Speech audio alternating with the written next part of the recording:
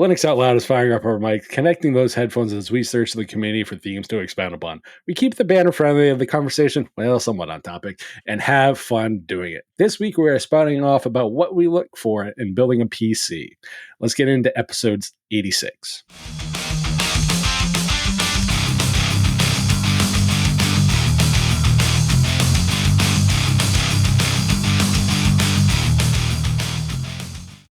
Okay, that's right. Sorry, Nate. Never mind. I can't help it. I'm having fun. Yay! And precisely that's the problem. You know what? So from a kid's perspective, adults are not allowed to have fun. Sure they are. Who says that? No.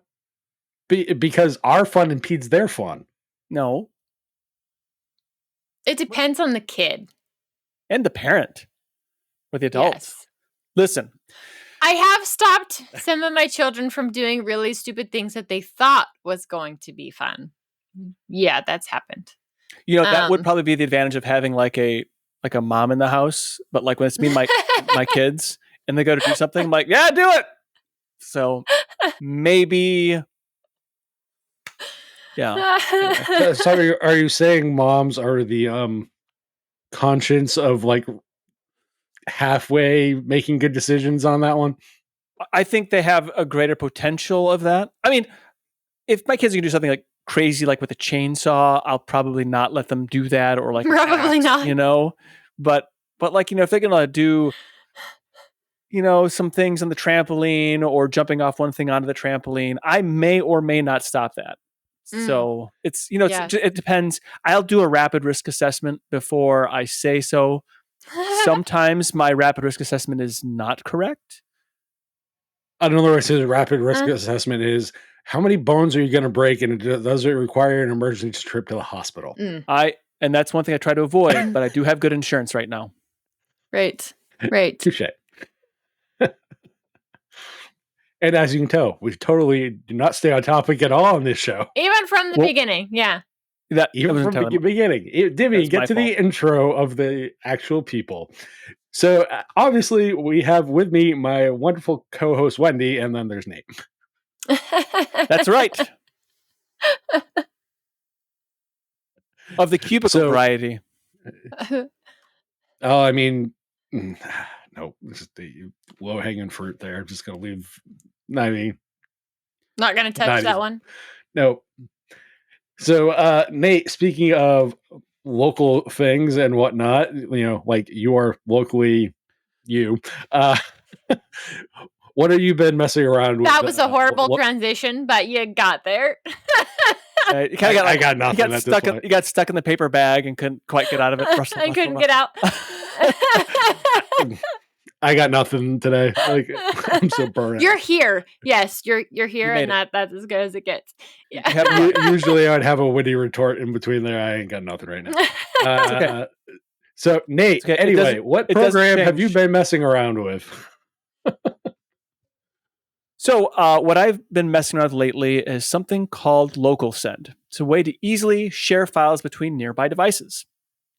Now, I've actually heard this thing talked about before, and I'm sure you're aware of the Apple Drop or AirDrop thing from Apple. I think Apple Drop better. They should just call it Apple Drop. Woo! Kind of like mic drop. Anyway, so apparently AirDrop only does pictures, doesn't do more than that. That aside, Local Send is an open source application, of course, that allows you to share files with on devices on a local area network. So, like, if I want to like send just like a one-off file, let's say like even a large like 2 gigabyte, you know, movie rip or whatever of you know, the Nutty Professor or something like that from one computer to another. Not saying that this actually happened, but I can do that very easily with Local Send, and it's, you know, it's pretty quick and efficient because it's a direct. And it has a really, really nice interface to be able to do all these things. So, I mean, the fact of the matter is, in my orbit of machines, there are non-Linux devices. Not sure if you're aware of that, but there are. And so Local Send is also cross-platform. So I can send, this will work for almost all the major platforms. So you have Linux, Windows, Mac OS, Android, iOS. There's no Amiga or Commodore 64, so there is some lack there. But outside of that, you can send it to any of those. Anyway, so they have a Flatpak or app image, whatever you want. And unless you're running, it's in the AUR, there's a NixWave installing it, and then you also have a Deb. Nice. And if you want none of those, you want to build from the tar, you can go ahead and do that as well. It's once it's running, it's actually very easy. You just got to do some punch a couple holes in your firewall, port 5 something, I don't know. It's in an article I wrote on cubiclenate.com. Perfect. Port 53317 TCP and UDP, so those 2 ports got to open up there. And it has a lot of features. So it's not just it's not just sending files. You can send an entire folder of things. You can actually send a text message essentially as well, or if something from your paste from your paste bin. Is it called paste bin? Clipboard, whatever. From your clipboard, you can send that as well. So if you just want to, if you've copied something like an image from your screen, you can actually just put it right in there as well, which I think is pretty cool. And they have some other more advanced files or features as well. But those are the basic features there. It works really well, really quite reliable. And what I've done with it, I've taken it one level further, and I basically made it kind of using local send and then combining with Tailscale. I can now actually it's a local send, but also kind of a global local send, if that makes any sense, because I can use local send to send things, whatever. And so that's really going to be handy. Like when I'm traveling and I got to send something to my kids or back and forth, that'd be really handy for sending files back and forth. So can bypass the whole email thing, using Tailscale. So anyway, it's really neat how easy it is that it to set up, get going, to utilize. It's all very straightforward. You basically don't need an article to talk about it because it's that straightforward. And there's just so many things I really like about it. I like the fact they have this automatic assignment of silly names. So they don't actually use your host name, but they just use some silly name. You can change it to whatever you want, but I just think it's amusing. So, things like beautiful orange, clean tomato, fantastic pineapple are a couple examples that from things that just, so it's, I guess, adjective, noun. It's kind of what they do, but like a fruit. And to me, it's just a funny, whimsical thing that they did with it, which really harkens back to open source software from 20 years ago when it was all kind of new and fresh and unprofessional. So this is a very professional application, but they have just a little bit of a smile that they just kind of threw right in there. And I really appreciate that. And it's built with Flutter, so it's portable, and anyway, so that's it. That's, I think it's really cool. It's a neat application. We're going to be talking about it on Linux Saloon this Saturday, which will be past Saturday when we kick this one out to everybody. But that's actually the impetus of why I decided to try it out. It was being talked about on Linux Saloon, you should try that. And so here we are. So Nate, this reminds me of now this could be just a web app. If you're somewhat familiar with what OBS Ninja used to do, it was that open source kind of plugin, web-based plugin that kind of conglomerated sources in OBS. There's an open source alternative that is just simply a web address. It's kind of like Wormhole almost. Okay. It is called, I believe it's called snapdrop.net. Okay. That does something similar. All right. But just through the web, a web interface. Yep. And it's literally, it shows all the devices in the network. You can send files to those devices in the network from the web page, and send messages and all that kind of stuff. So also something to maybe look at if you're just looking for a quick in out solution for a network as well. So yeah, but they're super convenient. Not gonna lie, I use them all the time. Like Snapdrop or Local Send or any of those kind of Nitro Share or anything like that is super convenient. Well, Wormhole, when it comes to using a web client, Wormhole is my favorite just because of the little effect thing that they do. And that's Your really Star all Trek. it takes. Yeah. It's Star Trek is strong with this one. So But anyway, so I guess if you're interested in that, check it out. I'm also going to check out your, would you call it Snapdragon? No, Snapdrop? What? Snapdrop. Snapdrop.net. Should probably put that in the show notes so I can refer to it later, like this weekend on Linux Saloon. There we go. Look at that, you anonymous iguana. I will say you will also like the fact that Snapdrop does use funny little nicknames for your devices and stuff. Oh, good. Too. I wonder how currently I'm just my phone is known as Violet Yak. Wow. Yeah. that sounds good. Yeah. Very interesting. In fact, I would say you are kind of a violet yak. Yakety yak. It's missing it's a missing a letter. Okay. Violent. Oh. Then it's probably something I was saying a violent yank. Only if you were British. Well, there we go. Yeah. Well, speaking of British, Wendy, it sounds like there was some bad audio, I guess, in the last episode. I thought it was fine. Oh, it was the audio only apparently had like right. You had me muted or something. That's where we ran into issues. So Matt requested and it was not only you; it was also Matt at times. Oh, so okay. I edit the show, right? I export the files, the audio only files from DaVinci, and then I run them through Alphonic. And Alphonic is great for the fact that it puts all of the timestamps in there. So when it goes to Fireside, that stuff's already done. I don't have to manually enter that in. And nice. A couple other things. It makes it quite nice for that kind of stuff. Well, I have been using this feature for quite a while, but it also has options on it where you can have it cut silences and you can have it remove ums. And I've been doing that for the last, I don't know, at least 4 or 5 episodes. And I haven't had a problem with it. And so I ran it this time. So I do the first one where it's the version that will go out on the video version of the show. And then I run it again with those extra add-ons on it that removes the ums and the spaces. Because there are pauses that I want to leave in the video show because it makes sense with our facial expressions or something that's going on, right? It adds to the overall feel of the podcast. But if you're not seeing us and you're not able to watch our interactions, it just seems like a blank spot inside the show. So I'd uploaded everything, thought it was all good. And I first got a response on Mastodon that was like, hey, I can hear you and somebody else talking, but it seems like you're talking to a ghost. And I went back and did it quick. And I'm like, I hear me, I hear Matt, I hear Nate. No, like everybody's there, and just random clicks throughout the show. And it sounded like everything was fine.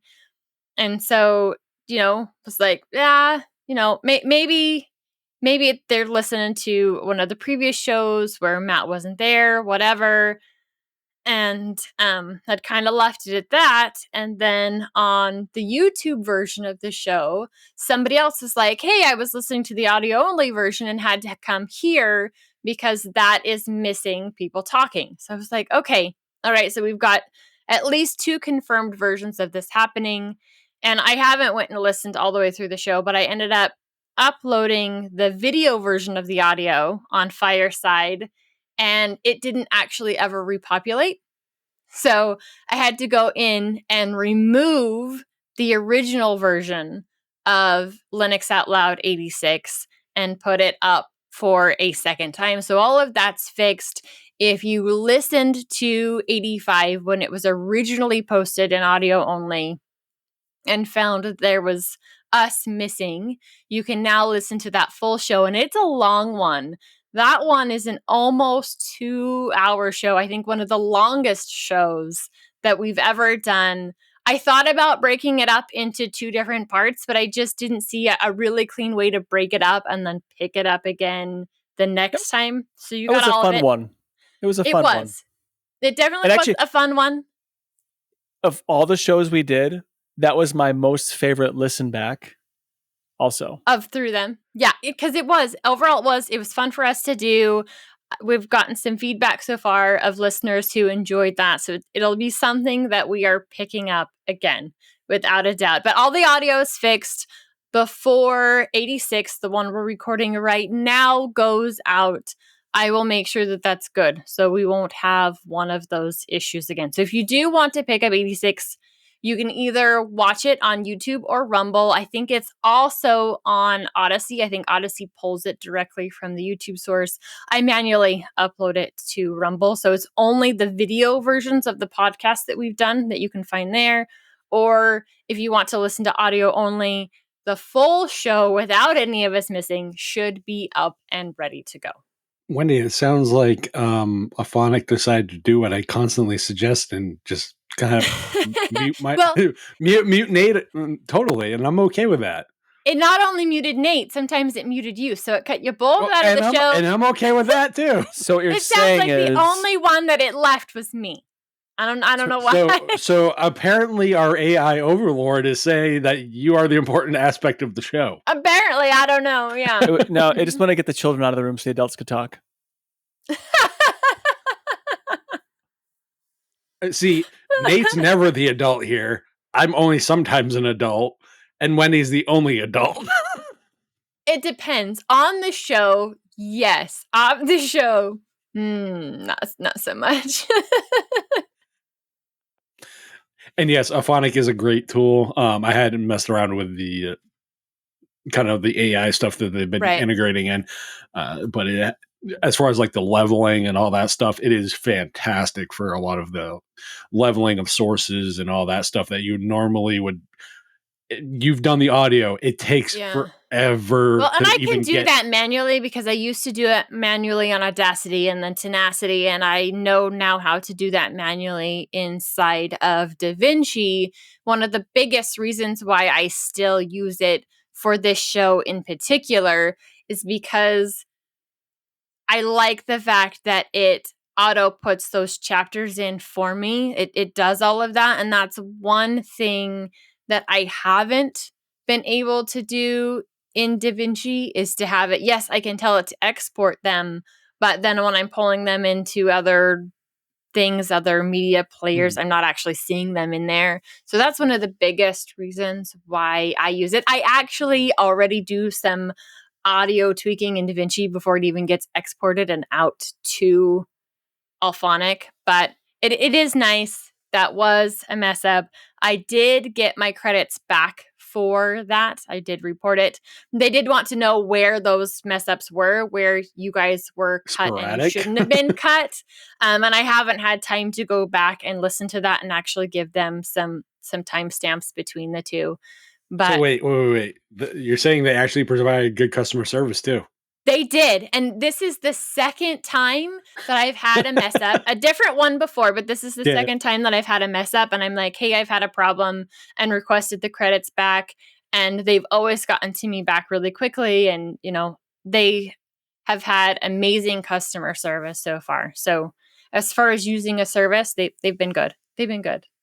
In not using a service, that was Utah State. So if you did watch the video version of episode 85, then you did get to see a full robot run. I absolutely love what Utah State did. They filmed it from the top down. So on all of the stuff that went out to people that were watching it, their stream that's still up on YouTube, all of that was done from the top down. So you can see the robots moving really nicely across the field, and then the end up scores and all of that. And the kids did amazing. They absolutely did awesome. They did great during their speeches. They had awesome scores back from the judges on what their engineering portfolio looked like. And they had a very, very awesome robot game. I don't remember if I talked about it last episode or not, but my daughter was building in CAD. Thank you to Onshape. Was building in CAD a piece for their robot to fly through. So it stabilized the robot and helped it go straight when it went out of the launcher. The print went fine. She only had to do one revision to make it just a little bit shorter. Otherwise, it turned out fantastic for her first item built in CAD. And it ended up working so well in helping the robot fly that they had to reduce the tension on the rubber band that was launching the plane, because now it was launching it way too far than it was supposed to be. It turned out great. So it was an awesome moment for her to actually see something that she took from an idea built in CAD, had printed, put on the robot, and saw it work. Like that full cycle turned out really, really cool. So overall, it was a great experience, even though no, we could not go to Worlds from there. I know I had someone ask again, you went, so does that mean you can get a ticket to Worlds? And no, we can't get a ticket to World from there, only from our home state of Idaho. It used to be that you could get it from multiple states, but there have been some changes in recent years. And so it was just good experience for the kids in general in order to figure that out. And they were more prepared for Utah State, which it was a month later, than they were for Idaho State. So if they had been as prepared as they were for Utah State as they had been for Idaho State, I think the award that they got out of Idaho would have been a higher award. But it just is what it is. That's what happens when you start in November, when the season actually started in August. And then where they were doing 2 different robot teams at the same time, not putting all of their energy into FTC until January. So really they had from like mid-January to whatever, like mid-February is where 100% of stuff was going into their FTC robot. So overall, I think they did great. They ended the season solidly, and I can't wait to see what they do next year. Well, that's pretty cool. I think it's unfortunate that you can't make it to state, from another location, but I guess I understand. Yeah. Yeah, and it does make sense. It helps the teams that aren't allowed to travel. It is expensive to travel. It's one of the things that I'm trying to figure out how we're going to make it work next year. When the kids help with robotics camp, they're essentially getting paid like an hourly wage in trip credits for that time that they are putting into the robotic summer camps. So that helps pay for the car rentals, the house rentals, all of that stuff, but it doesn't help pay for food. And with 2 kids as part of it and eating out for what is it? At least so Friday lunch and dinner, Saturday 3 meals, and then Sunday breakfast and possibly lunch. Like that gets expensive really, really quick. So for Especially 2 kids, lately. and if I'm traveling with them, yeah, 1 teenage boy and potentially an adult too, that adds up. So I'm trying to figure out how we're going to make that work for next year with all of the extra travel that they're going to do. But it's worth it for the experience that they get in that travel. So we'll just have to see how it goes. It was fun. Overall, it was a fun time. That's awesome. Yeah, I really did like the overhead camera view of it all. Mhm. And then I didn't understand like it seemed like had like toll gates, like a one way, can only go one way through some of the So it's a obstacles like stage that. door. So if you go under the one way, it'll lift up, but it won't lift up when you come back through. So Right. if you're too tall, you have to come back through a different way. Their robot was perfect size that they could go through that, what they're calling the stage door, or under any of the trusses. Like I said last week, one thing they did was narrow down their chassis for their robot, and that made Mhm. them much faster. They were able to go better through in between the trusses, and it sped them up quite a bit. It was an awesome change that they made to their robot. So Yeah. Well, that's I guess the real question is how much do the kids learn from the experience, and ultimately that's really what matters. I think. yeah, and I think they learned a lot. And like I said, it was a positive experience for my daughter to go from an idea all the way through to a working device through CAD. I know that's one thing I want them to work on over the course of this summer, get more comfortable in CAD, go through the robotics course, the first robotics course that OnShape has. And so they're not only building out parts, but they can completely build out their robot on on shape before they ever go to building it. So being able to see how those parts fit together, what do we need? It's a great way if they want parts bought in order to show the mentors, this is what these parts are for. This is how they're going to get used. And it makes it a lot easier to be like, okay, we can work that out in the team budget instead of just throwing parts at things. So that's pretty nice. Yeah. Oh, for sure. Fantastic.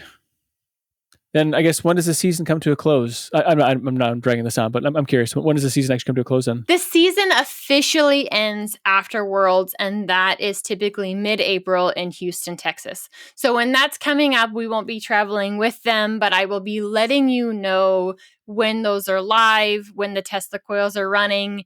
And if you would love to help the Tesla coils go, which my 2 kids will be on that team next year, hopefully they'll be taking me to Texas next year. If you would like to help them with funding, they've really, really been struggling with funding for Worlds this year. They do have a GoFundMe, and they would be more than happy to take your donation in helping to get them to Worlds. One of their largest donors that they've had for like 12 years, they sold their business, and the new owners aren't doing that pitch-in that they've gotten in years past. And so it's a big chunk of money that they're missing and just struggling in general this year to get some of those funds.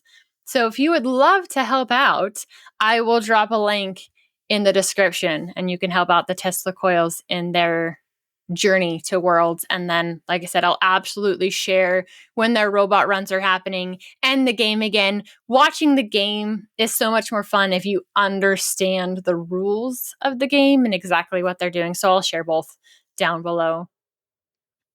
Yeah, it's true. Well, we know if there's a game involved in rules, Nate's not going to understand them. So it's fine. No, Nate's not opposed to rules. Yeah, there's this chance I might kind of sort of understand it. I mean, there's a possibility. Don't totally write me off, even if it is warranted.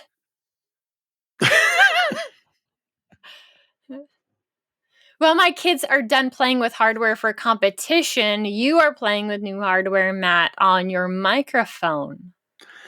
I am. So for those that don't know, generically I've been using just a regular standard USB condenser mic, which is basically any streamer microphone for the last probably 15 years minimum. Basically, Blue Yeti was kind of the first big like normal USB condenser mic for most people.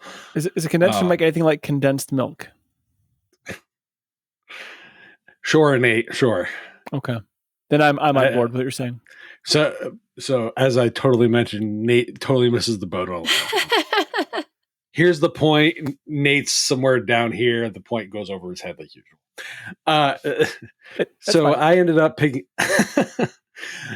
picking up a XLR USB mixer. So I had an XLR mic for a 15 channel mixer board that I have that I was given to review a while ago that is definitely overkill for what I need. So I already had the mic, so whatever. This is I want to say it's called the Fifine gaming audio mixer. There's some numbers and letters and typical OEM stuff that goes with it. Crappy name, but yeah. Yeah. So the nice thing about this is trying to find a USB mixer that has phantom power via USB. Now, I don't have to plug this into an external wall source or anything. This is all through USB-C. So this has 48 volt phantom power with through USB-C. Yeah. Really? Yeah. Huh. So that's why I was totally sold on a part of it, because I didn't have an extra wall spot to give for another AC adapter. Right. Green and call me Geeko, I guess. That's crazy. So this has 4 different individual sliders for your audio controls, and each one you can individually mute. So you have your line in, your XLR, or I think it's 1/4 inch jack, whatever the bigger microphone jack is. Yeah. That also goes into the S. You have thank you. You have the line in. You have was that out loud? Headphone. That's supposed to be internal monologue. It was out loud. Yes. I hate it when that happens. Was it Linux You out also loud? have a, as in, sure. You have a mic monitor, so you have for your headphones and you have a just your general audio that you can pipe through it. Each one of those you can mute individually, which is just a mute key. Wendy, unfortunately for you, it has the rainbow vomit, so probably not your. No, she likes that actually. She changed her mind. No, she not changed her really, mind. For room lighting, it's useful. For room lighting, it can be useful because I can adjust the color temperature of lights, and I have explained, but shown off my rainbow vomit that I use on lighting. But other than the one back here is accents, the rest of them are white. So the one thing that was you can kind use of your cool rainbow about vomit on this your computer for accenting too, you know. So the one thing that I did like about this is besides the individual gain levels and all that stuff you can set, it has like, cheap soundboard stuff like voice changers and all that kind of stuff. And whatever that, and even has one where you can do auto tune from the device. So like Let's hear you sing something. Oh, you could be like Justin. No, I'm not going to. No, Matt Justin Bieber. Matt Bieber. I'm excited. No. Matt Bieber. Actually, Nate, if you're going to be accurate, more of the auto-tune stuff would be TI and stuff. Like if you're going to go for references, I know that's probably too new for you, but Justin Bieber's too new for me. Anything past 1990 is too new for you. But the one thing that was also cool about this is you can set up to 4 individual sounds or recordings, whatever you want them to be, on the device itself. So nice. That is something. So you can create like quick custom soundboards that you want on the device. So works on every. Here's the thing: works on everything. So it's worked on Linux, worked on Garuda, it worked on Mac, which I was kind of surprised about because Mac is usually a little weird, and it worked on Windows. No drivers on any 3 were needed. Nice. That's awesome. So you have to now explain yourself. How do you actually get the sound file onto the board to the right key? So there's an input for the audio, like line in. Okay. If you have an MP3 player or whatever, you literally just hold down custom A, play the sound you want. Okay. And it records it locally. So then you just hit custom A and that's the sound that plays. Okay. Nice. Or that makes sense. Or if you want to do like some saying that you have or whatever, literally just take the microphone conversation. So you just hold custom A or custom B or custom whatever and hold it down for 3 seconds, give or take, and then release it after you said what you wanted to and just hit the button anytime you want to repeat it. Unfortunately, we can't see Matt's hands, so we don't know if he's saving clips of this show. No, because right now it would not. I do not have the audio from the machine piped in through this. Okay, so we're safe for now.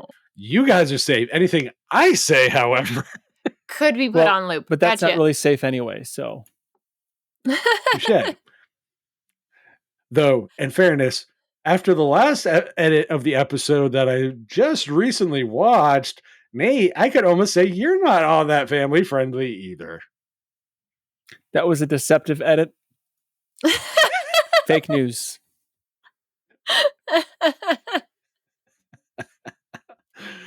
But yeah. So anyway, this mixer runs about $50.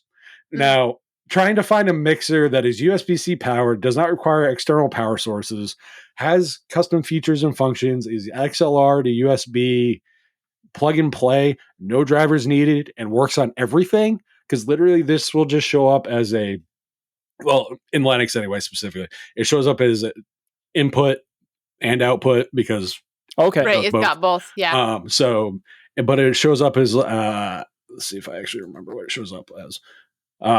It shows up as Fifine SC3 Analog Studio in your stuff. So like literally everything's there. Change your audio source. There you go. Problem solved. Works fantastic for things like Plasma because I can just, especially since Plasma changed how they select microphones and audio sources and all that stuff in the desktop now.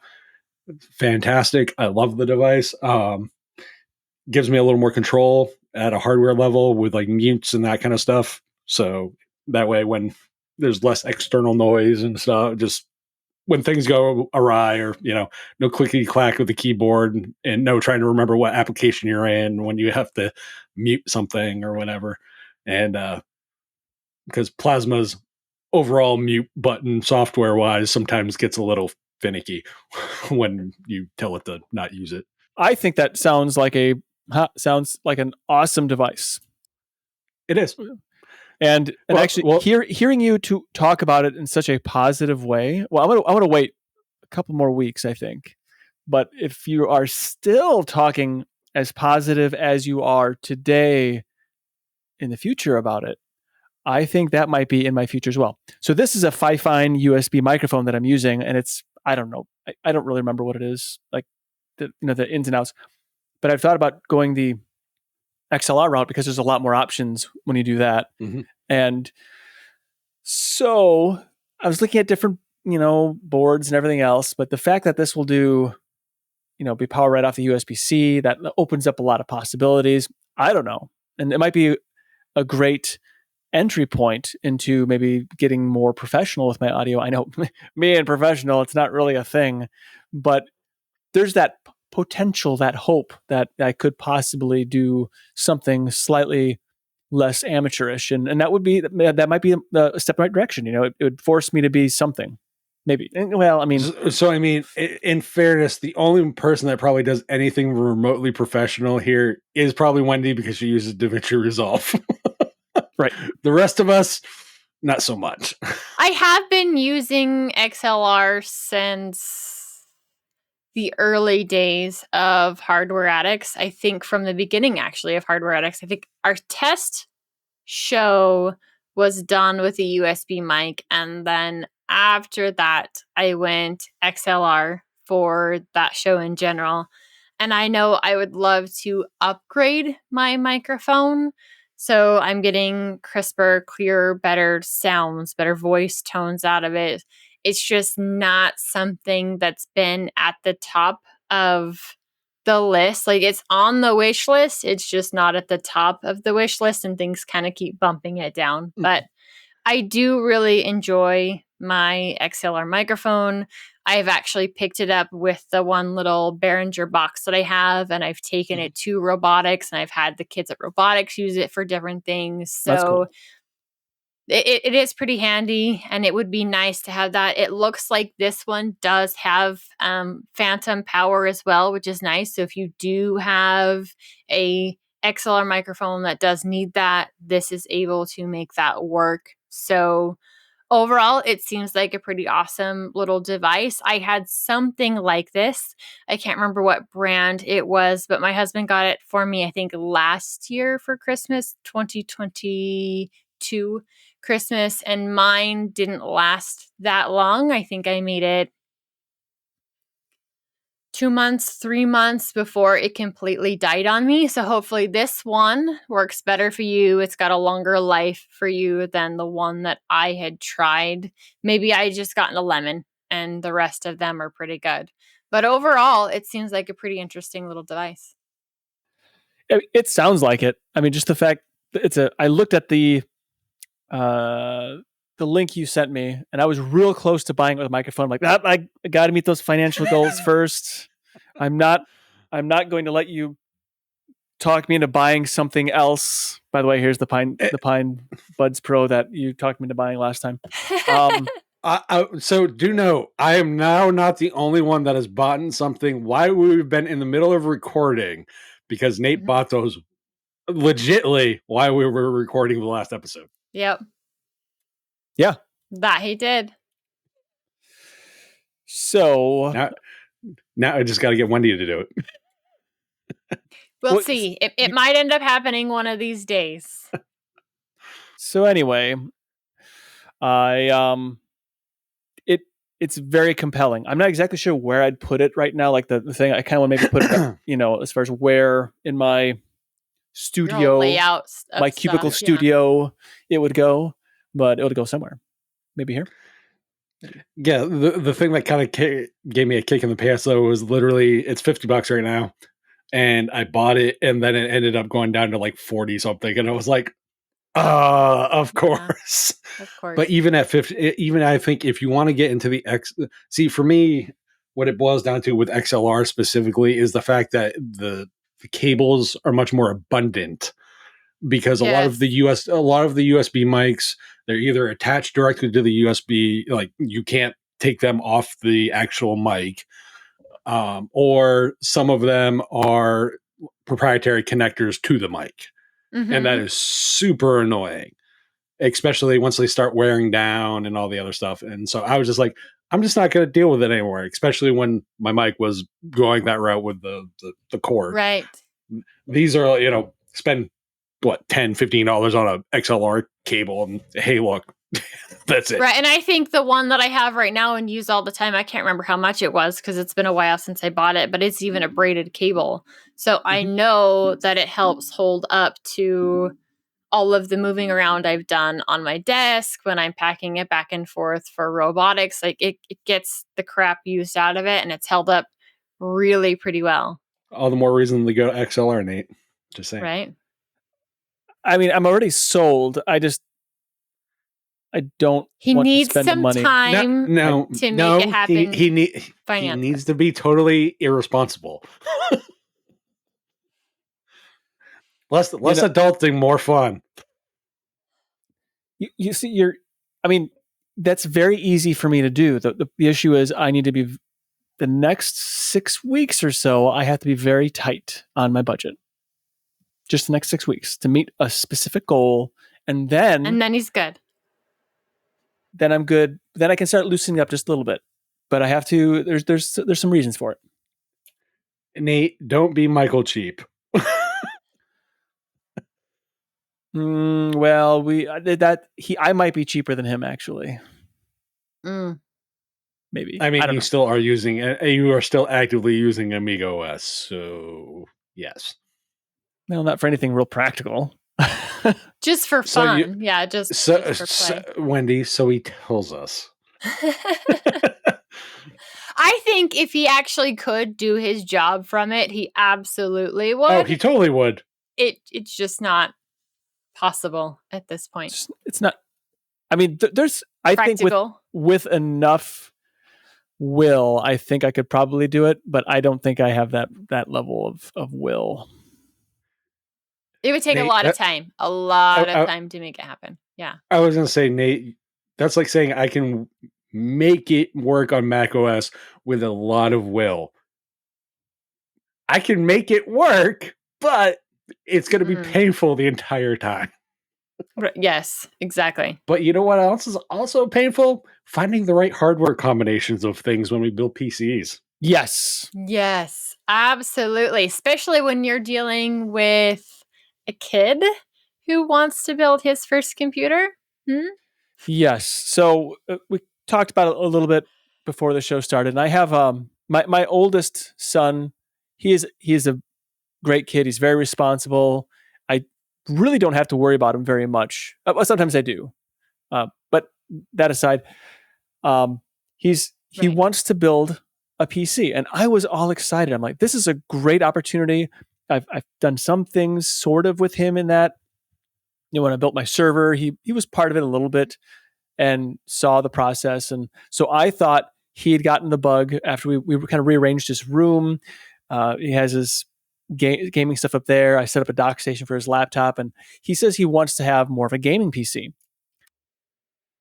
So I said, yeah, we can build one. And I went through PC part picker, and he's not really like he's not as excited as I thought he would be as I'm going through this. Going through PC part picker, showing him I already have this part here and this part here, so all we need these things. So instead of spending $600 on this, it'd be like 100 and something, 150, 180, something like that. Nice, yeah. And so we could do it for your birthday. It's coming up in a couple of months, which that might be the hint as to. Anyway, and he's like, no, it's not what I want at all. I said, but you want to build a PC? I'm really confused. And he says, no, I want to build a framework desktop. I'm like, but that's a laptop. He says, no. He said, and then he tells me, I saw the Cooler Master case. He said, so I want to build a gaming PC out of a framework laptop. And yeah, that's possible. And so he built a spreadsheet. He showed me the numbers and everything else. And he says, then I could save up money and turn it into a laptop later on. And I'm sort of thinking, well, I'm finding a lot of flaws in his logic, because that's not how you build a PC. You build a PC with, an ATX case and an ATX box. I got some old beige garbage over here that we can use and make a really cool sleeper. Not interested at all. He wants to build a framework PC because he wants it to be portable.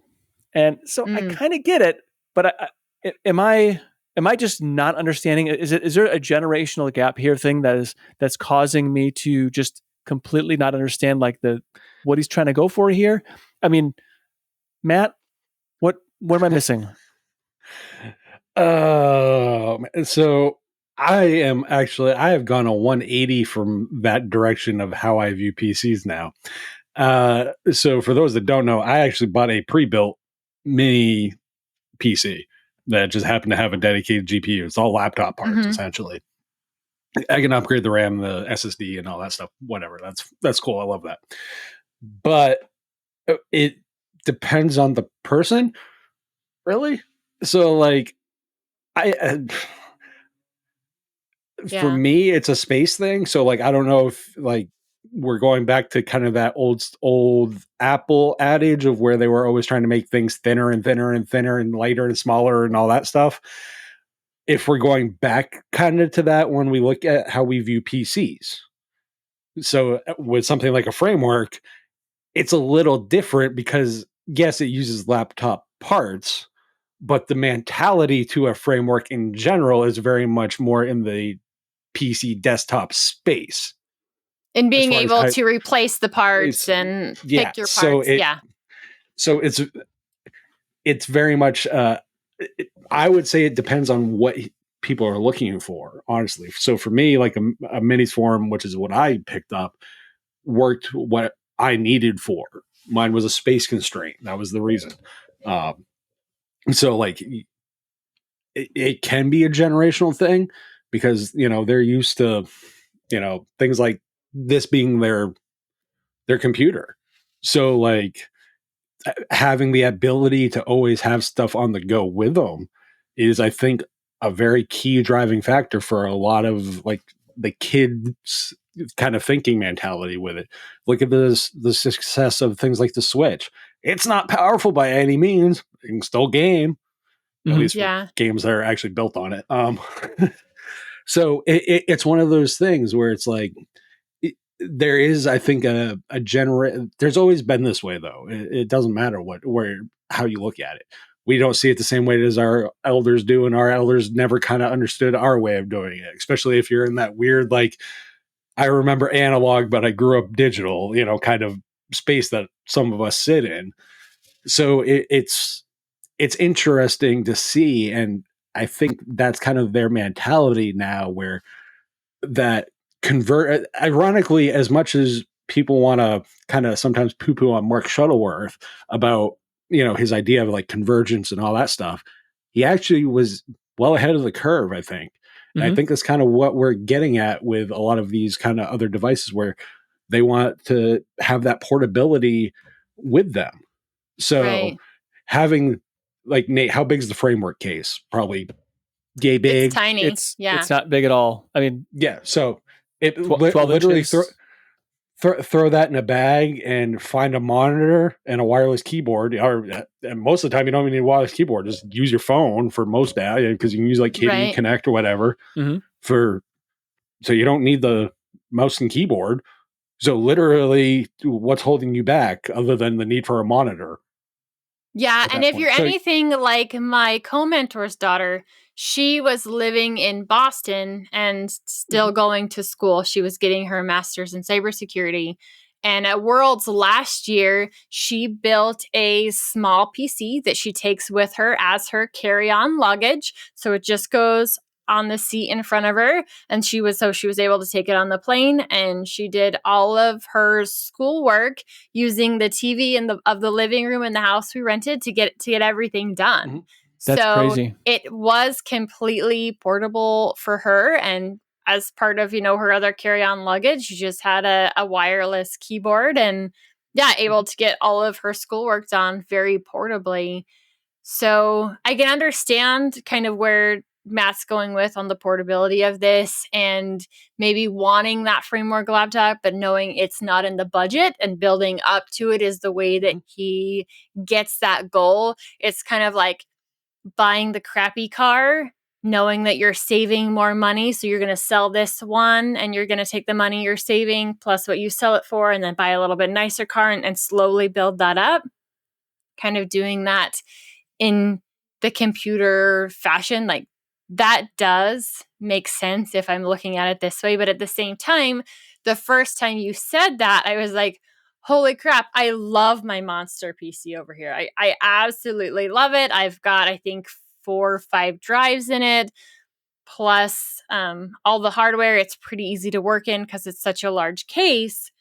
But as we were talking about this, the frameworks and the laptops, I was realizing that I could build a mini PC or turn this one into a mini PC for way cheaper than I can get a laptop that has all the things that I need to have it be a working editing system. And so while it's not starting with a framework motherboard, that portability is becoming more important even to curmudgeon-y me. And that's interesting. It's like another way of looking at the portability aspect of it because you need a workstation and you want a portable workstation. And so now you're looking for ways of making a workstation, not a laptop, but a workstation portable. And so, I mean, there are a lot of really cool small form factor, actually not small form factor, but a smaller form factor like the ITX cases that you can still put a dedicated GPU in there, and the way it's got the RGB vomit that you like, or maybe that I'd like you to have.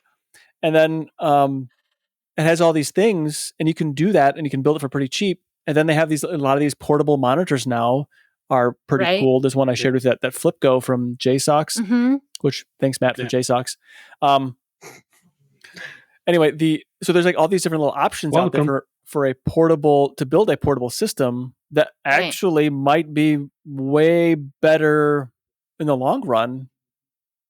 And I think the advantage that your son has with the framework motherboard is less overall heat. It's one of my concerns with building a smaller form factor workstation is I have a ton of fans in this one to help keep overall temperatures down. I have a monster CPU cooler on this thing.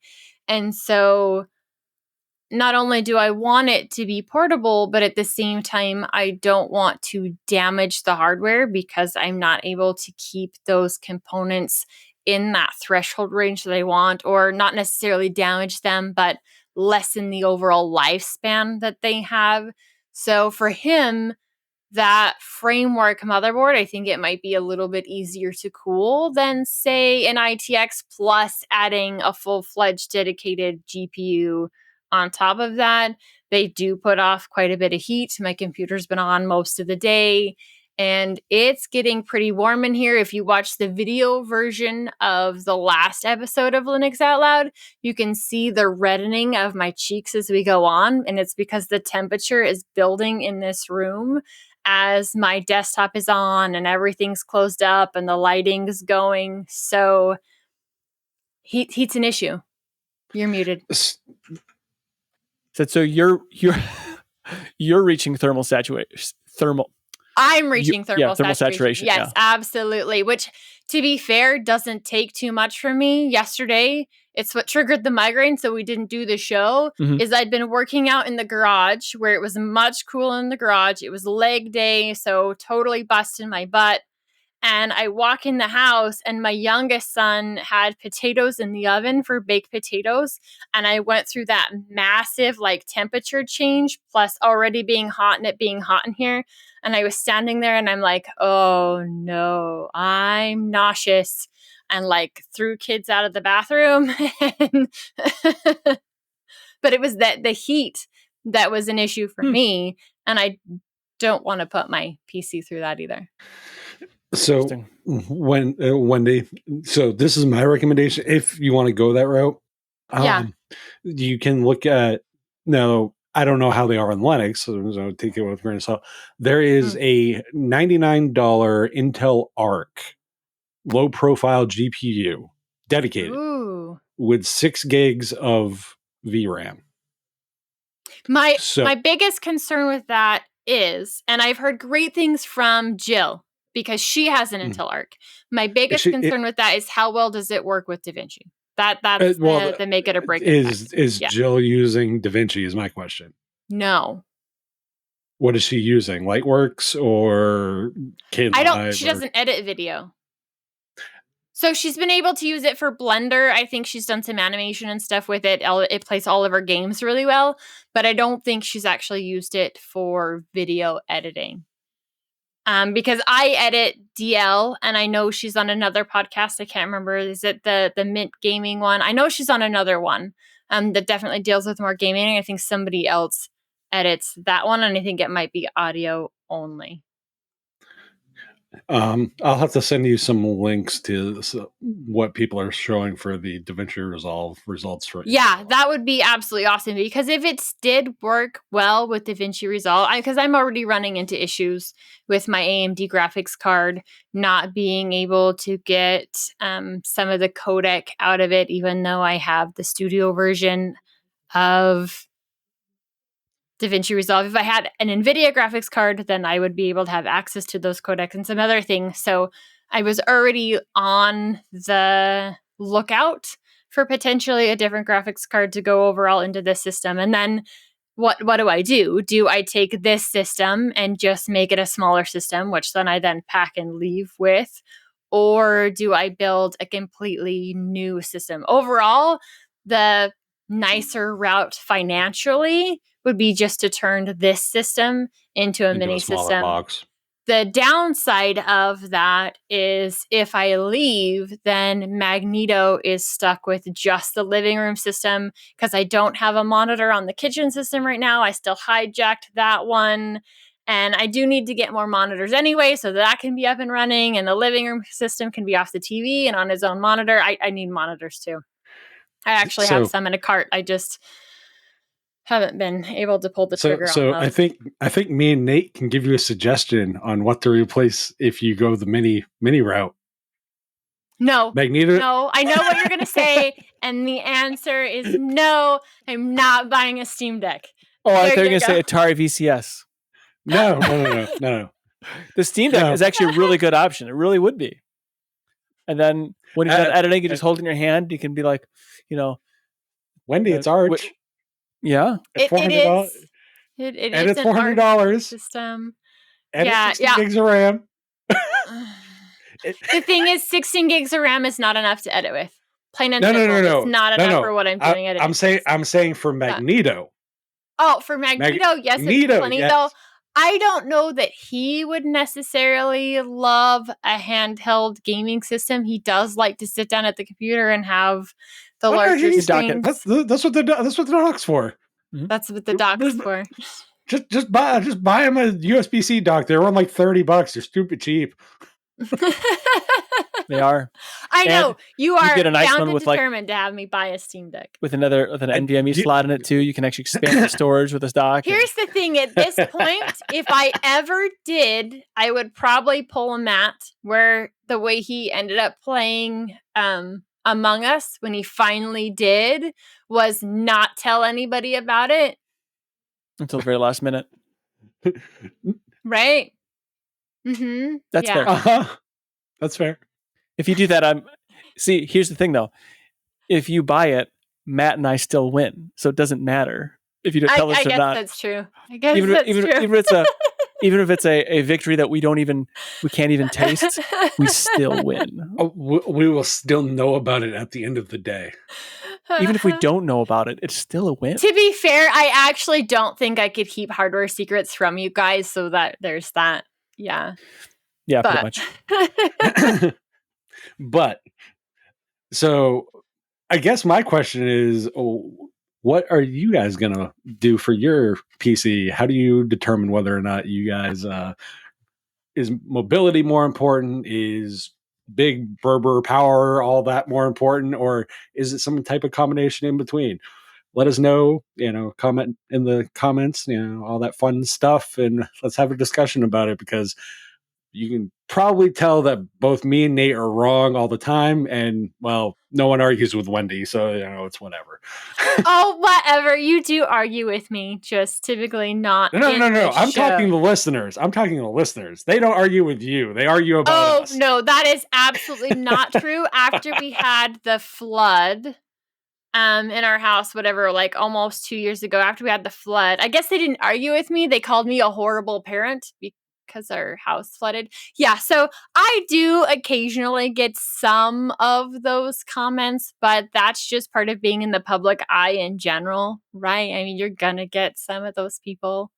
And I guess that one sticks out the most, even though it's been like 2 years since I've had a memorable one that sticks out the most, because it was the most wait, the what? Now it's your turn to toss in your 2 cents on today's topics. Hit the Discourse forums, drop us a line under this video, or on the contact form by visiting tuxdigital.com/contact. If you'd like to hang out with us on our preferred social media, see the links at the bottom of the show description. You can find other great shows like Fit and Fuel, Destination Linux, and Linux Saloon, and more at tuxdigital.com. Show off your love for your favorite podcasts and shows by visiting the Tux Digital merch store.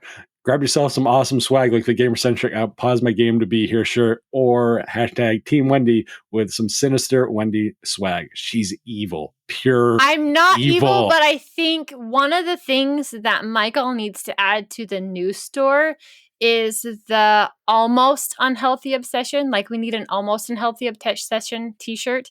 And the thing is, I would actually make them if I had a DTF printer, because that way I could print on like whatever fabric I wanted to. So I am all for petitioning Michael for an almost unhealthy obsession t-shirt as well. Yes. That's when you flip it around to the back and it says, no, wait, it's unhealthy. That's how it would fit our show. That's totally how it would fit our show. Like, Matt has almost an healthy obsession with the Steam Deck. I have an almost unhealthy obsession with OpenSUSE, potentially framework. I'd say that mine might be robotics. Yeah. 3D printing. 3D printing. Well, 3D printing mostly because of robotics. Yes, though I am learning CAD right along with her, and I have to say it's one of those things that once you start, you just can't stop. Anyways, as always, we thank you for joining us, and we'll be back next time with another awesome episode of Linux Out Loud. Until then, keep the banner friendly, the conversation, well, somewhat on topic, and have fun doing it.